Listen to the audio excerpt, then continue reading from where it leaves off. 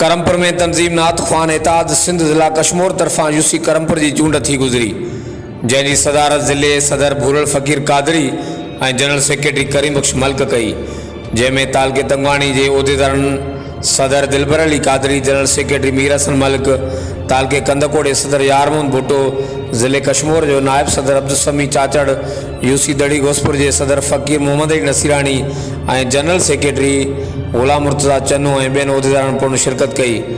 UC Karampur लाए Sadardin नसीरानी, general secretary उस्ताद मोहम्मद इब्राहिम शेख, नायब सदर हाफिज़ जानमन ओडाणो, डिप्टी सेक्रेटरी गुलाम मुस्तफ़ा चाचड़, प्रेस सेक्रेटरी मोहम्मद यूसुफ नसीरानी, खजानची अब्दुल रशीद मीरानी ऐं ॿियनि खे चूंडियो वियो। प्रोग्राम जो आगाज़ तिलावत कलाम पाक सां कयो वियो। प्रोग्राम की कार्रवाई सिंध नाले वारे शाइर सुगड़ उस्ताद मोहम्मद सादिक मलिक कई।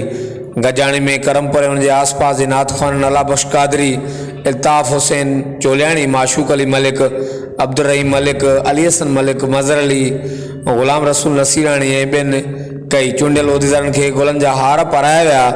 ज़िले सदर भूरल फ़कीर खेनि हलफ़ खणायो। हर वक़्तु आगाह लाइ ॾिसंदा रहो JTN वेब न्यूज़ करमपुर।